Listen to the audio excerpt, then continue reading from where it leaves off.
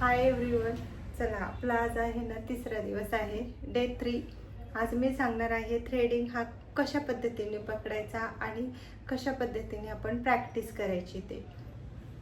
हा थ्रेड आहे ना तो असं पकडायचा आहे आणि हे हे पहा मी कसे वेढे घालते. 1 2 3 4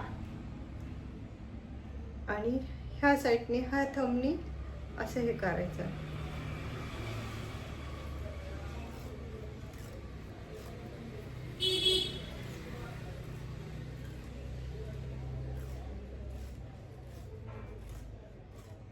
ह्या अशा पद्धतीने रोज प्रॅक्टिस करायची.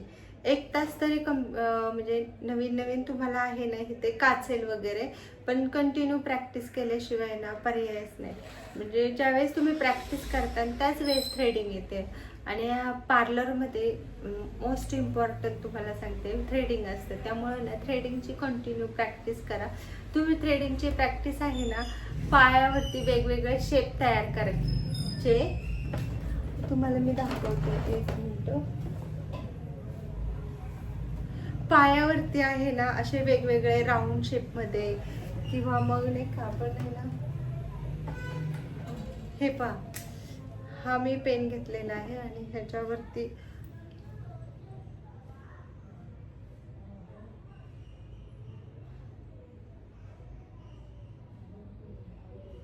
हा मी राऊंड शेप तयार केलेला आहे. तर ह्या साईडचे जे केस असतात व्हिडिओमध्ये दाखवल्याप्रमाणे, हे बघा ह्या साईडचे केस आहेत ना हे सगळे क्लीन करायचे. हे वरच्या साईडचे केस आहेत ना ते क्लीन करायचे. अशी कंटिन्यू प्रॅक्टिस करत राहायची. म्हणजे तुम्ही जसं कंटिन्यू थ्रेड चालवता ना तशी तुमची प्रॅक्टिस चांगली होईल आणि ॲब्रोज चांगले येतील. तसेच अशाच नवनवीन ट्रिक्ससाठी माझ्या चॅनलला सबस्क्राईब करा, शेअर करा आणि कमेंट करा. थँक्यू. आणि तुम्हाला सांगते मी म्हणजे थ्रेडिंगची पण हे दिले थेअरी पण दिलेली आहे आणि ऑलरेडी आहे ना थ्रेडिंगची पण थेअरी दिलेली आहे. आणि फर्स्ट व्हिडिओमध्ये आहे ना मी तुम्हाला मी कोणते सब्जेक्ट किंवा मी काय काय घेणार आहे रोज आपल्या पार्लरच्या कोर्समध्ये, बेसिक आणि ॲडव्हान्स, त्याची पण माहिती इन्फॉर्मेशन दिलेली आहे.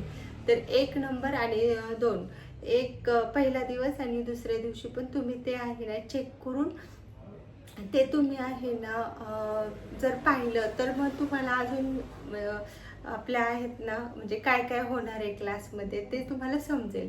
आणि तसंच कोणाला जर बेसिक आणि ॲडव्हान्स क्लास आहे तो जर आहे ना फ्रीमध्ये शिकायचा असेल तर त्यांना हा व्हिडिओ आहे ना तो शेअर करा आणि माझ्या चॅनलला सबस्क्राईब करा.